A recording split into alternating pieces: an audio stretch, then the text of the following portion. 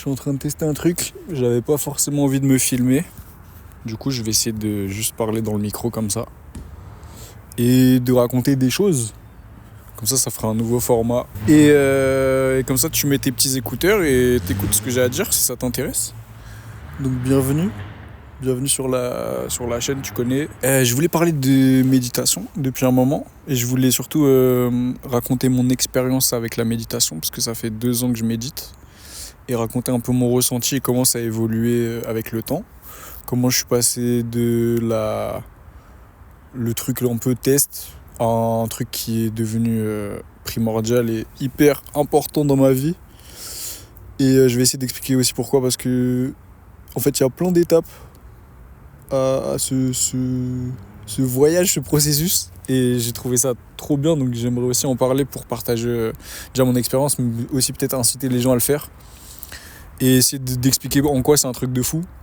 Parce que c'est vraiment, vraiment cheaté pour votre vie.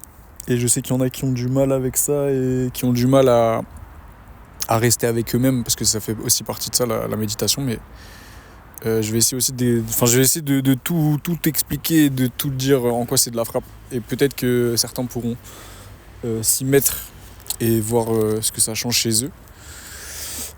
Donc j'ai commencé en mai, il y a 2 ans, avril ou mai, un truc comme ça.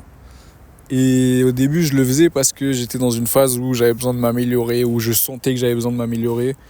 Ce qui en soi est complètement faux et c'est fake, genre, en mode j'étais pas assez. En tout cas je me sentais pas assez, donc j'avais besoin de me prouver que j'étais discipliné, que j'étais machin et tout. Alors qu'en fait, c'est bien un truc que je déteste, c'est pas forcément la discipline, mais c'est plus le côté contrôle dans la discipline et le côté rigide, là où en fait c'est censé être fun, comme le fait de bien manger, comme le fait de, je sais pas manger de sucre, le fait de prendre des douches froides le matin pour se réveiller, des trucs de golemont là que tout le monde faisait à un moment, en tout cas que je voyais beaucoup les gens faire à un moment.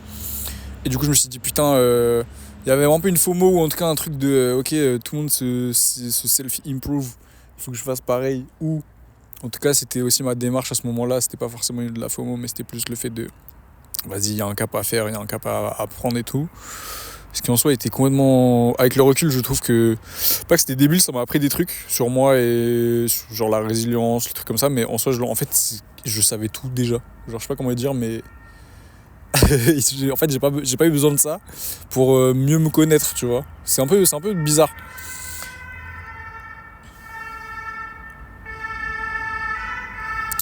Les aléas de tourner dans la rue. Enfin bref, et du coup... Parmi les pratiques que j'avais envie d'essayer, et il y a des trucs qui sont restés, il y a des trucs que j'ai gardés parce que c'est d'art et que aussi, en fait, il y a plein de trucs bénéfiques à certaines pratiques que je faisais, notamment, je sais pas, le jeûne intermittent ou mieux manger, mieux savoir ce qu'on mange et tout. Ça, c'est des trucs aussi que je kiffe dans le sens où parce que j'aime faire à manger et j'aime mieux savoir ce que je mange et tout. Enfin, c'est des trucs basiques, mais pendant un moment, je pouvais manger méga transformé, des fast-food, junk food, à non plus finir. Et en fait, je me suis rendu compte aussi que j'aimais bien juste prendre soin de moi. Et ça faisait partie de prendre soin de moi, de bien manger. Et donc, d'être plus attentif à ce que je mangeais, bref.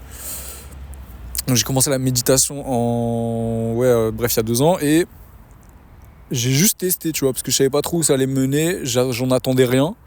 Mais on me disait à droite, à gauche que ça pouvait être pas mal. En tout cas, je me renseignais, je voyais que des gens... ça pouvait être bénéfique pour eux. Et donc au début je testais un peu, je faisais de la méditation guidée, c'était une meuf qui s'appelle Serenity Meditation, que j'aime beaucoup parce qu'elle est très apaisante, elle a une voix très, très charmante et très agréable. Et donc en fait c'était de la méditation guidée, donc en gros elle te fait faire un peu des exercices, ou en tout cas elle te dit de prendre une inspiration à tel moment, ensuite elle te dit de faire... de te concentrer plus sur tes respirations, comment ça rentre, quand l'air rentre dans tes poumons et comment il sort et tout. Et après, c'est se concentrer sur ton corps. Elle faisait pas ça, mais je sais qu'il y a des pratiques aussi où tu peux te concentrer sur certaines zones de ton corps. Donc tu commences par le haut de la tête et tu descends petit à petit jusqu'à descendre sur tes pieds. Donc ça, c'est assez intéressant aussi, ça s'appelle Vipassana, si je dis pas de bêtises. Et encore une fois, je parle de mon expérience, donc il y a plein de trucs qui sont peut-être... pas tout à fait précis et en tout cas pas tout à fait correct dans les informations, parce que je les sors comme ça et surtout que j'ai pas fait une recherche approfondie de chaque nom et de chaque méthode et tout parce que c'est pas comme ça que ça m'intéresse du tout. Enfin bref. Et ouais, donc méditation guidée au début, ça durait entre 5 et 10 minutes. Je le faisais le matin et après je le faisais le soir pour m'endormir. Et le soir pour m'endormir, j'ai trouvé que c'était tellement cheaté. Et je dormais tellement mieux. Et j'étais tellement moins angoissé, tellement plus chill. Et ça m'a fait du bien de fou dès le début. Je pense qu'il y avait peut-être une semaine ou deux où j'étais un peu dans le flou. Et c'est pas que ça me faisait rien, mais je trouvais ça cool. Et en même temps, bon, je me disais, bon, ouais, ok. Et j'ai remarqué et j'ai appris plus tard, il y a pas si longtemps, qu'en fait, dans un podcast de Andrew Huberman, qui est le chef des neurosciences à Stanford, qui a invité un mec qui faisait des études sur la méditation et qui disait qu'en gros, c'était comme un muscle, le cerveau. Enfin, ouais, c'est un muscle, le cerveau. Et qu'en gros, au début, il y a un petit peu une sorte de... C'est comme quand tu as des courbatures au début quand tu fais du sport et que tu n'en as pas fait depuis longtemps ou que tu n'en as jamais fait. Bah en fait, au début, tu vas avoir mal et tout. Et en gros, il faisait un lien entre le fait de commencer à méditer et le fait que la première semaine, ça pouvait être hardcore. Dans le sens où tu pouvais être encore plus déprimé, encore plus mal dans ta vie, dans ta peau, etc. Et en fait, c'est comme... c'est normal, tu réactives un peu le truc. Et en fait... Après, dans le podcast, ils en parlent aussi, ils disent à quel point c'est apaisant et c'est une sorte de drogue et de relaxation naturelle. Et ça, c'est mon expérience aussi, je trouve que c'est assez fou. Les états et la béatitude et l'apaisement que ça peut apporter. Et donc pour revenir à quand j'ai commencé, du coup... J'ai fait de la méditation guidée pendant très longtemps et petit à petit, je suis tombé sur des vidéos où ça parlait de méditation transcendantale, notamment aussi parce que je fais du cinéma et dans mes auteurs que j'aime beaucoup. D'ailleurs, j'ai jamais vu un film de Lynch, mais j'aime trop ses interviews et j'aime trop. Il a fait un livre aussi sur la méditation que je kiffe de ouf. Et il fait plein d'interviews et il y en a une que je mettrai peut-être en description où il parle pendant 1 heure de ça. Et des bienfaits de la méditation transcendantale dans sa vie et tout. Et je suis assez d'accord avec ce qu'il dit. En gros, à LA, au début des années 70, si je dis pas de bêtises, il y a un mec qui s'appelle le Maharishi Yogi. Je vais l'appeler Yogi, mais voilà, j'ai pas le nom exact parce que je me souviens un peu comment il s'appelle sans l'écorcher. Mais bref, Yogi, il est arrivé et il y a toute une communauté de Los Angeles qui a commencé à méditer et à faire de la méditation, notamment les Beatles qui l'ont rencontré, je sais plus si c'est pendant un voyage en Inde ou si c'est après, mais en tout cas certains Beatles ont adopté cette méthode dans leur vie. Et en fait Lynch lui il en parle à la fois dans le sens bien-être et aussi à la fois dans le sens ça te permet d'ouvrir ton inspiration, ça permet d'ouvrir ton esprit et donc ça te permet d'avoir des meilleures idées ou en tout cas d'avoir un flux d'idées plus constant et plus vaste, tu vois. Lui, il dit que en gros, c'est comme si tu agrandissais ta conscience plus tu méditais. Et le fait d'agrandir sa conscience, ça agrandit aussi ta vision du monde et ta vision des choses. Donc en fait, c'est comme si tu avais un panier plus grand pour mettre plus de trucs dedans, tu vois, plus de fruits. Et au fil du temps, j'ai compris ce qu'il voulait dire et je suis assez d'accord, c'est très très bien dit. Donc il y avait un peu une motivation aussi de changer de forme de méditation aussi parce que je me disais vas-y ok peut-être que ça peut m'apporter plus d'idées, peut-être que ça peut m'aider à bosser, peut-être que ça peut m'aider à être encore plus inspiré et tout. Au final oui de ouf, mais c'est surtout parce que ça vient de moi en fait, je sais pas comment dire, c'est parce que je fais l'introspection, que je vais vers moi-même qu'il y a les idées, c'est pas forcément un truc magique genre en fait ça n'existe pas. Et c'est aussi surtout parce que en méditation comme tu fais le vide ou en tout cas que tu lâches prise et ben en fait ça vient à toi. Donc tu peux penser à un truc et c'est comme quand t'es dans la douche et que d'un coup il y a une idée qui te vient, tu vois, ou c'est comme quand tu fais un truc, t'essayes de faire un truc et que le moment où tu lâches hop ça se débloque, tu vois, c'est un peu comme ça. La méditation c'est un peu la philosophie du lâcher prise et c'est pas vraiment faire le vide, mais en fait la méditation transcendantale c'est le fait de se poser, de commencer à se concentrer sur sa respiration et après de faire un mantra que tu vas répéter pendant que tu respires et c'est tout. Et donc en fait, si t'as des pensées, si t'as des idées et tout, tu peux les laisser passer, mais l'idée c'est de se recentrer sur le mantra. Sans forcer en mode ah putain, je viens d'avoir une pensée, c'est pas ça. C'est plus se recentrer sur le mantra et pas calculer ses pensées ou en tout cas les idées qui peuvent venir. Et un autre truc que j'ai appris aussi et auquel je commence de plus en plus à adhérer, c'est que les pensées qu'on peut avoir sont pas forcément des pensées qui nous appartiennent. C'est-à-dire que toutes les pensées ne se valent pas déjà. Et surtout, il y a aucun lien entre nos pensées et nous. En fait, nos pensées ne nous appartiennent pas. C'est juste, est-ce qu'on décide de les avoir ou pas? Et est-ce qu'on décide qu'elles sont nôtres ou pas? Parce qu'il y a beaucoup de gens qui ont des voix ou en tout cas des pensées très négatives.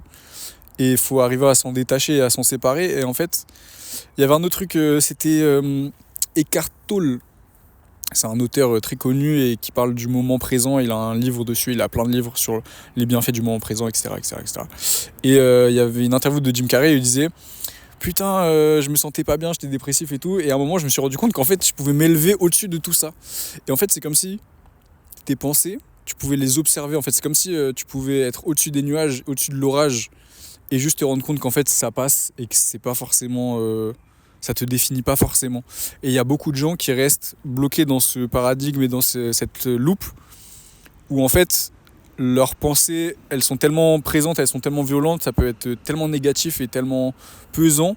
Ça peut être de la peur, ça peut être des craintes, ça peut être un problème de confiance en soi, ça peut être pas être sûr du futur, ça peut être en fait plein de choses hyper différentes. Ça peut être aussi une manière de se parler qui est condamnante, enfin vraiment plein de trucs hyper violents pour soi-même et sur les autres. Ça peut être aussi juste le fait de comment on dit, de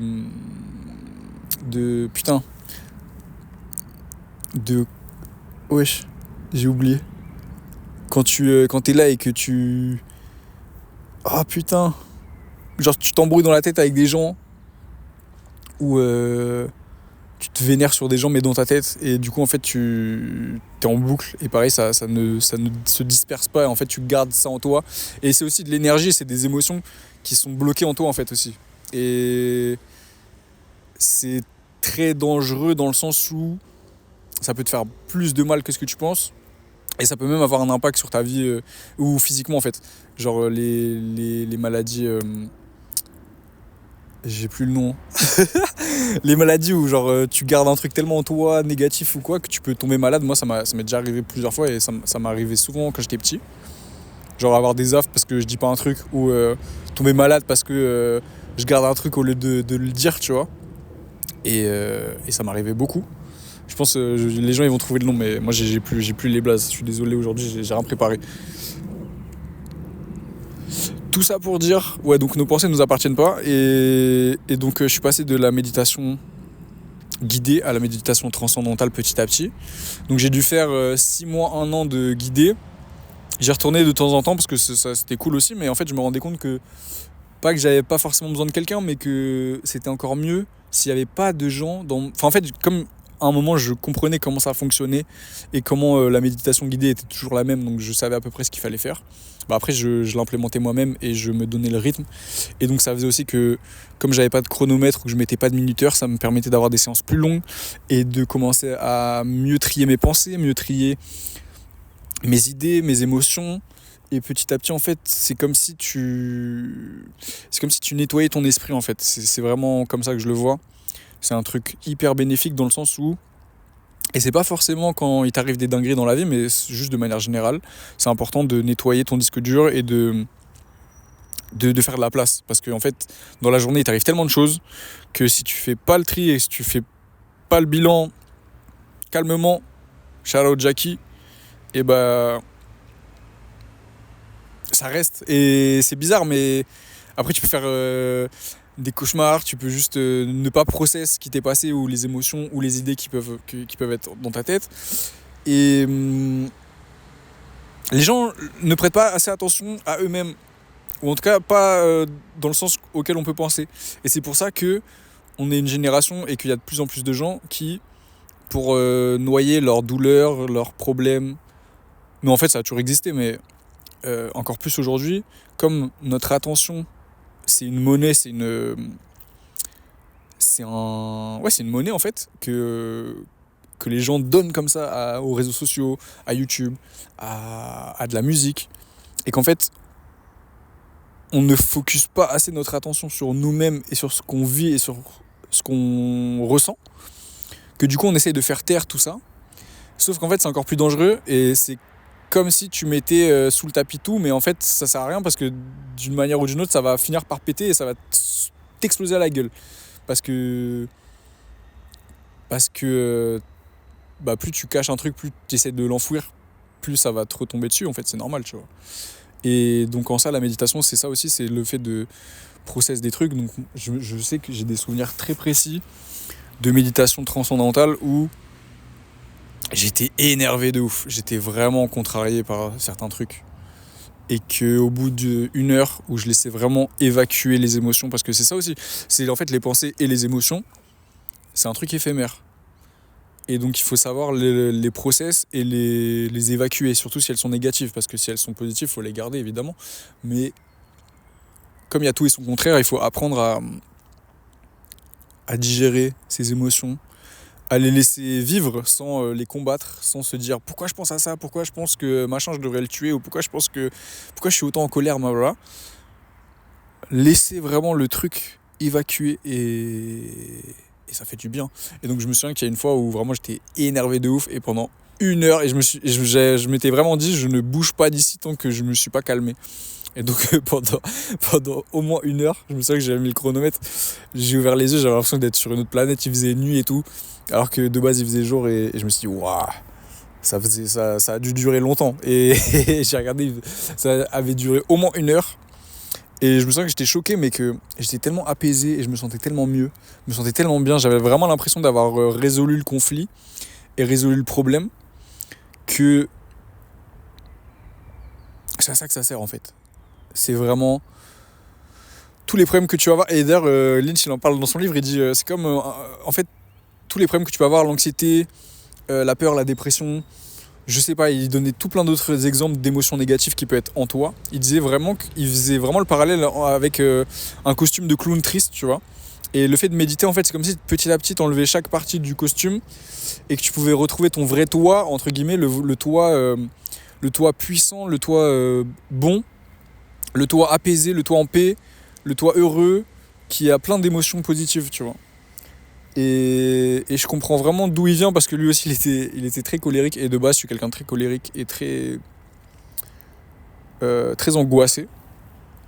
Et en ça, bon après il y a d'autres trucs qui jouent, mais je sais que la méditation ça m'a grave aidé et que ça m'aide encore aujourd'hui de ouf sur certains sujets et sur ce genre de choses, parce que je sais d'où je viens et je sais quel mécanisme et quel masque je mettais pour me défendre à certains moments de ma vie, et je sais que la méditation en ça m'a permis aussi de mieux me comprendre, mieux me connaître, et de faire la paix avec ces choses-là et de mieux avancer en fait.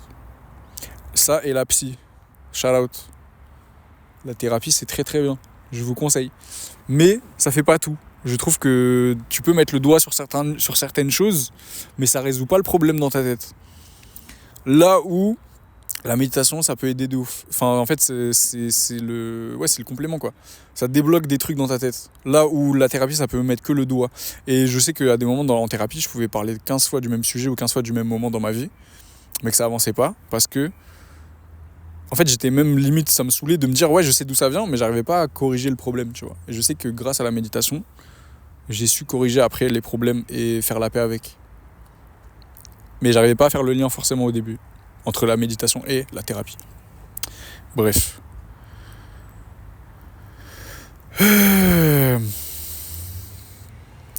Et ensuite, dernier point, il n'y a pas si longtemps, je pense que c'était en novembre ou octobre, je tombe sur un réel Insta là, d'un mec qui parle des retraites Vipassana. Et je sais pas trop ce que c'est, je sais que c'est un truc très connu en Indonésie et tout. Et je vois un peu ça comme les mecs qui font des retraites ayahuasca et qui se... genre en mode ça va changer leur vie et tout. En gros, pour ceux qui savent pas, le Vipassana, en gros c'est des retraites où pendant 10 jours, t'as pas de téléphone, genre je crois que tu manges un bol de riz et t'es content. Et en gros, toute la journée, tu médites. Et tu as plusieurs étapes. Donc d'abord, je crois que pendant plusieurs jours ou plusieurs heures, tu te focuses uniquement sur la respiration. Après, une autre partie de ce moment-là, pendant plusieurs jours, tu vas te concentrer uniquement sur les parties de ton corps. Et en dernier, tu vas te concentrer sur uniquement les pensées que tu peux avoir, les pensées qui te passent, et juste les observer. Et tout. Et donc je crois que ça dure... j'ai pas envie de dire de bêtises, mais je crois que c'est genre 10 heures par jour, des trucs comme ça. Et c'est vraiment des retraites en mode... t'es pas au fin fond de la forêt, mais genre vraiment, il n'y a pas un bruit. T'es avec des gens qui veulent méditer à fond et tout. Et je peux capter, mais en soi, est-ce que c'est vraiment nécessaire d'aller aussi loin? Je sais pas. Est-ce que c'est nécessaire de prendre l'ayahuasca pour être gentil? Je crois pas, ce sera le titre de la vidéo. Ce sera le titre de la vidéo, il est très très bien. Et donc j'ai vu qu'on pouvait faire une version plus courte de ça, et donc j'ai commencé à essayer. Et j'aimais bien le fait de me concentrer sur certaines parties de mon corps et de descendre petit à petit. Ça fait un truc très marrant, c'est comme si ça chauffait le corps. Pour ceux qui ont déjà médité, moi ça me donne un effet de... Ça chauffe quoi, ça chauffe vraiment le corps. C'est très très particulier. Ça picote un peu limite. Et la première fois que j'ai fait ça, ça m'a fait processer tellement d'émotions et tellement de moments de ma vie que ça m'a fait trop du bien. Et je me sens que à ce moment-là, j'avais pleuré de ouf. Et je savais même pas pourquoi, mais juste ça venait et ça n'arrêtait pas. Et je me disais, wesh, pourquoi je pleure? Et en fait, juste, je sais pas, c'était interminable. Mais c'était trop bien, genre ça m'a fait trop du bien. Et j'avais l'impression d'avoir débloqué un pouvoir secret ou un truc magique. Je me suis dit, ouais, comment c'est possible que je pleure autant et tout. Et en fait, c'est comme si, même si j'avais déjà fait 1 an de méditation avant, voire un peu plus, j'ai l'impression que ça m'a encore permis d'aller encore plus loin et de processer d'autres trucs qui étaient encore plus enfouis et tout. Et c'était assez génial. Et du coup, pendant un moment, je faisais que ça. Et d'ailleurs, la Huberman dont je parlais, il fait aussi un programme qui s'appelle Non-Sleep Deep Rest. Et en fait, c'est un peu le même principe que Vipassana, dans le sens où c'est un truc pour... quand t'as pas beaucoup dormi, c'est comme si en gros, t'avais fait une sieste de 2 heures. Dans l'idée, c'est ça. Et ça marche vraiment, et c'est vraiment prouvé scientifiquement qu'une méditation de 20 minutes à peu près, ça te fait les mêmes effets qu'une bonne sieste, tu vois. Et tu récupères quasiment autant. Ce qui est assez cheaté, mais ce qui est hyper vrai. Et donc dans Non-Sleep Deep Rest, en gros, il fait le même principe. Il dit, imagine-toi une lumière qui passe sur les différentes parties de ton corps. Et moi, j'aime pas du tout sa voix parce qu'elle me détend pas du tout. Il a une voix très, très, très intense. Et j'aime pas du tout, ça me détend pas du tout ces conneries-là. Donc bref, mais en tout cas, je vous recommande si jamais ça peut vous aider. Et quasiment tout en autodidacte, ou en tout cas de manière autonome, parce que je me dis ok, je crois que j'ai capté à peu près comment ça marche, et puis voilà. Donc Vipassana, transcendantal, et il y en a une autre qui est très simple, encore mieux. Juste tu te mets dans un endroit calme où il n'y a pas de bruit, et tu fais rien d'autre que juste d'observer tes pensées. Donc ça veut dire que tu fais rien d'autre, tu cherches même pas à te détendre ou je sais pas quoi, blablabla. T'arrives, tu restes 20, 30 minutes, 40 minutes, tu processes toutes tes pensées, jusqu'à ce qu'il n'y en ait plus, tu vois. Et tu vas voir le tri que ça fait dans ta tête. Et en ça, c'est hyper agréable. Donc, en fait, j'alterne entre ces 3 méthodes-là, en fonction de ce que j'ai envie de faire dans la journée ou de ce qui m'arrive. Et c'est hyper agréable. Et qu'est-ce que je voulais dire ? En gros, j'ai commencé, je faisais des 10 minutes. Et là, je dois être à 2 heures par jour, un truc comme ça. Donc ça va être des 30 minutes au réveil. Ça peut être 30, 40 minutes au réveil. Ça peut être 30 au début d'après-midi, après le repas, un truc comme ça. Et ça peut être... le soir, ça peut être long, tu vois. Le soir, ça peut être des 1h, 1h20. Et je crois que j'ai dû faire un pic à 1h30, ça m'est déjà arrivé. Et j'ai trouvé ça super long. Et en même temps, ça me paraît tellement court. Parce qu'en fait... comme t'es dans ta tête, t'as pas de notion du temps. Et il y a plein de trucs bizarres qui peuvent arriver à ce moment-là quand tu médites. Des trucs très étranges et très marrants, mais en fait, c'est juste ton cerveau qui est pas habitué à ça. Mais par exemple, des fois, j'avais l'impression de sentir mon corps en géant. Je sais pas comment expliquer. D'être immense. Genre de voir mon corps en géant, c'est hyper bizarre. Ou juste de flotter, de voler. Des fois, j'ai l'impression. Tu peux avoir l'impression que tu viens de fermer les yeux et quand tu les réouvres, ça fait 5 minutes, mais en fait, ça peut faire 30 minutes et c'est hyper bizarre. Et surtout, plus tu prends l'habitude de ça, plus tu as l'impression que, en fait, le temps, il est distordu et il passe très différemment. C'est très particulier comme sensation. Tu peux avoir les sensations de picotement, de ton corps qui chauffe de ouf. Et ça, c'est un truc aussi prouvé. J'avais vu une vidéo où ils avaient mis du linge mouillé sur des moines et au bout de 20 minutes, genre, c'était chaud et c'était sec. Et ça, je trouvais ça super drôle. Mais aller dans une pièce où il faisait moins 10 ou je sais pas quoi. Et c'était très très drôle de voir ça parce que c'est hyper réel.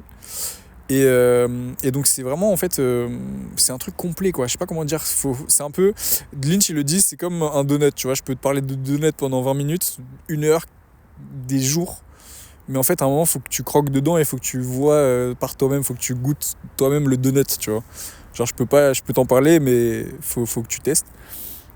Et c'est marrant parce que plusieurs personnes à qui j'ai testé, ça leur a fait beaucoup de bien et il y en a certaines aussi à qui ça a pu déranger, ça pose problème parce que aujourd'hui je sais pourquoi, mais c'est un truc aussi qui peut être très délicat et très désagréable quand tu commences parce que t'as pas l'habitude de faire le vide et d'être avec toi-même et donc ça peut être hyper désagréable de commencer à processer ses émotions.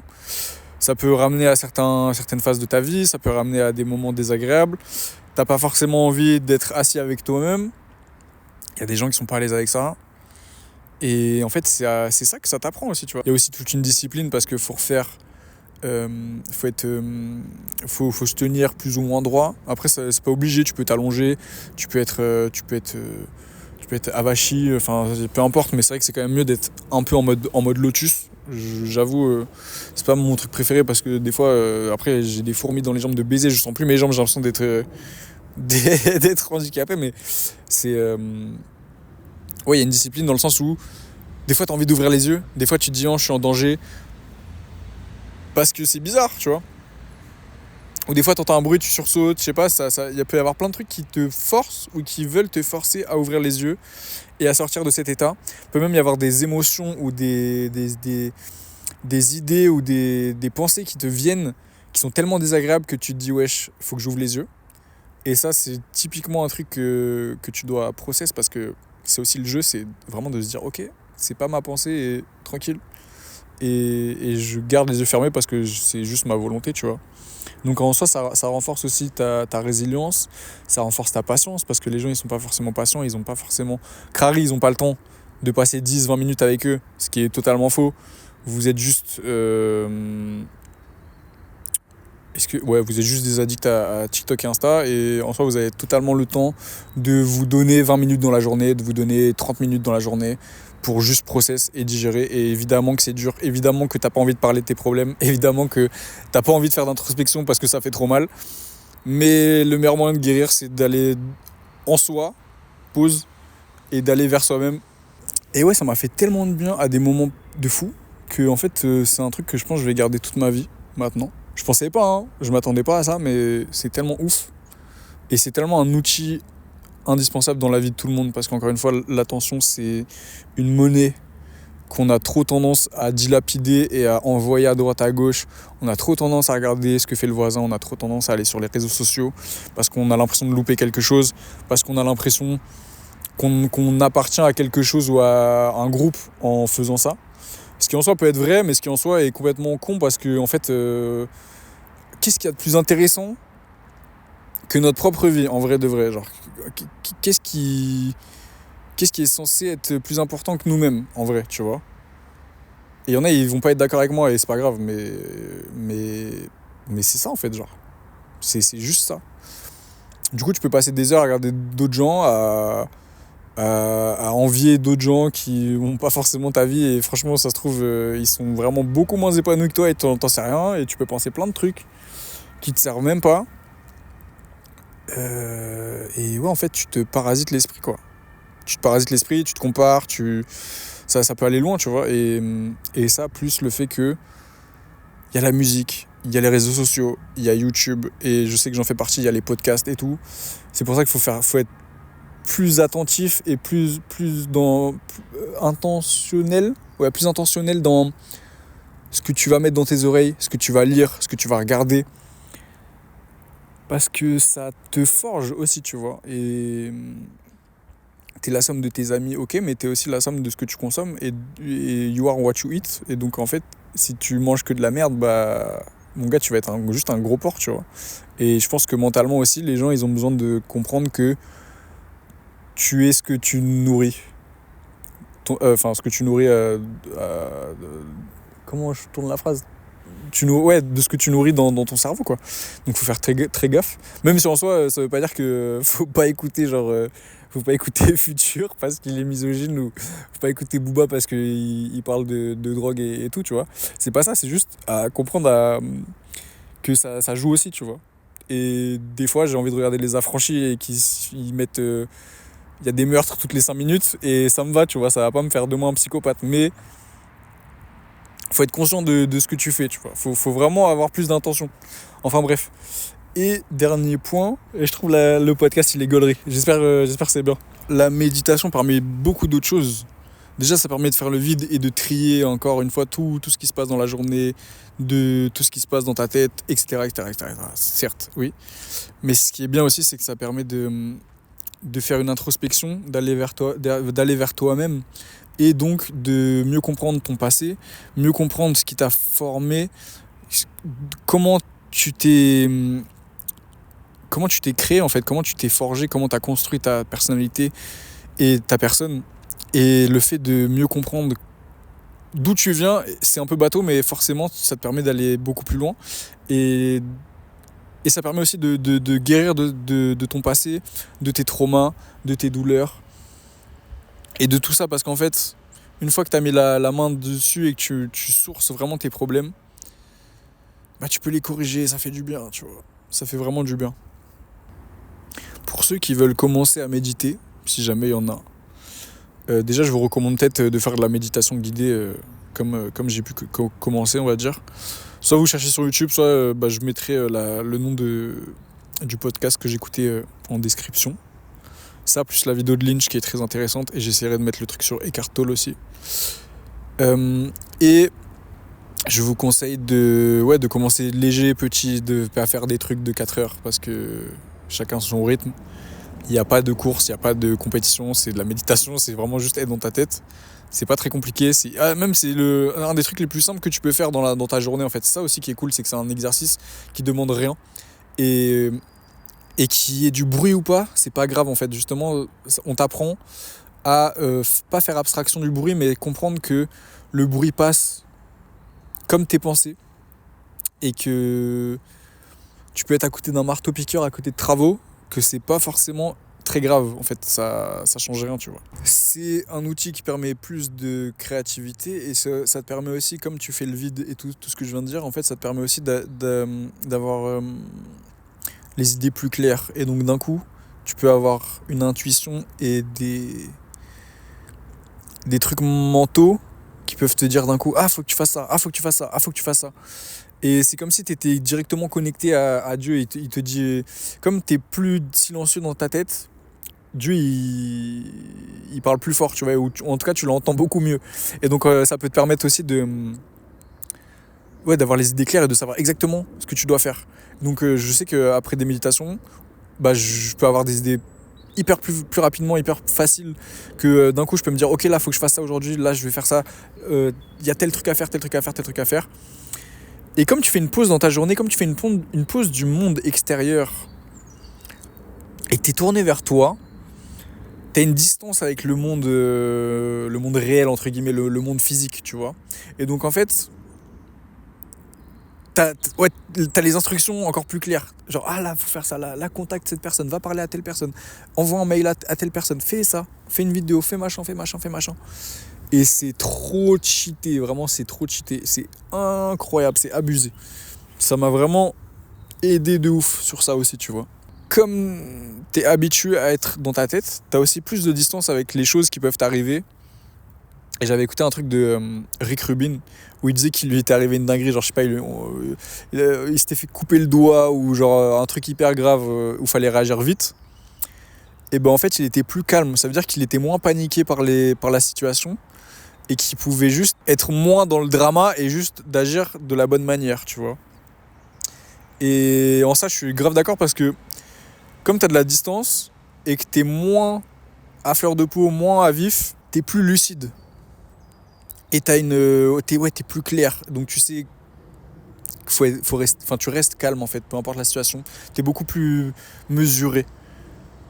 Et c'est grave un pouvoir. C'est un très très grand pouvoir. Voilà. Est-ce que j'ai tout dit ? Je pense que j'ai tout dit. Tout ce que j'avais à dire. J'espère que ça vous aura plu. Et voilà, bisous.